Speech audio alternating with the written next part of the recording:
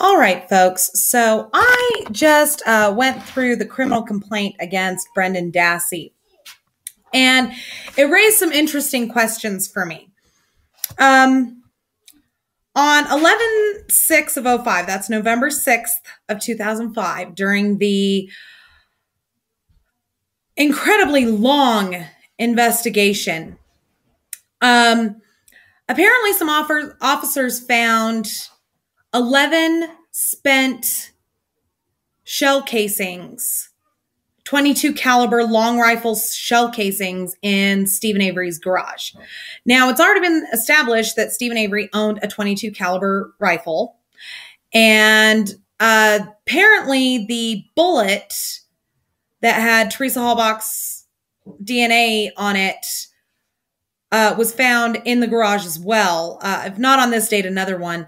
But here's my thing. Why 11? Why 11 shell casings?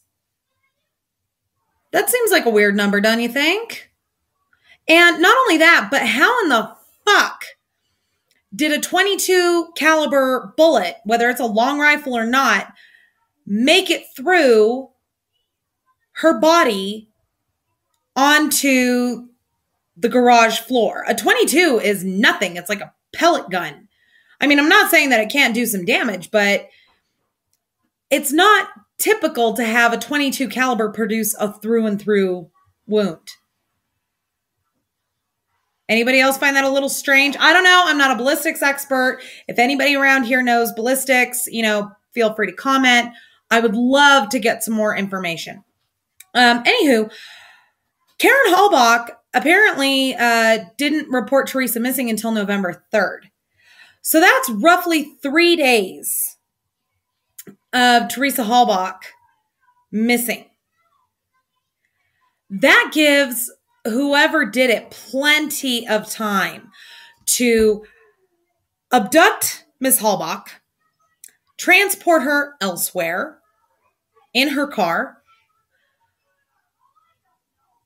keep her in a separate location, rape her, beat her, torture her and murder her, and burn the bones and burn the body, and then start compiling a case against Stephen Avery. Anybody else seeing this? Okay. Now, here's my question, though. Brendan said that she was restrained to the bed using leg irons and rope, is what he said in his statement, his interview with O'Kelly. He said that her hands were tied to the bed with rope and her legs were tied to the bottom of the bed with chains. Anybody find any rope in the Stephen Avery residence? Anyone? Anyone? Mr. Kratz? Fossbender? Colburn? Link? Any of you find rope? No? Didn't think so. They did, however, find some leg irons. And according to Stephen Avery, he and his girlfriend had purchased these things, for fun. Not that I can blame them. But here's my question. Those were actually entered into the evidence logs, the leg restraints, and a set of handcuffs that were reportedly used on Teresa Halbach, which I find interesting because didn't Brendan say that she was tied to the bed with rope? However, did anybody think to test those things for DNA? If Teresa Halbach had been held against her will with rope or leg irons or handcuffs, she would have struggled. In the very act of struggling against those kinds of restraints, she would have torn away bits of flesh, both on her wrists and on her ankles. That flesh and that blood would have soaked into the mattress, the sheets, and the restraints. Did anybody swab for DNA? Because, we still don't have the lab report. Just saying. And in line with that, were there any restraint marks on the bed frame, on the headboard and the footboard. Because if you remember Stephen Avery's bed in his bedroom, it was a wooden headboard and footboard with posts. Logical place to place restraints is on the posts. Was there any wear and tear? Were there any fresh marks? Hello? Anybody? Anybody? Colburn? Link? You there? No? Didn't think so. All right. So now Brendan said in the narrative, in the criminal complaint, it says that he walked up to Stephen Avery's house around 3:45, 4 o'clock in the afternoon with a piece of mail. And he heard from yards away screams for help. And yet he knocked on the door?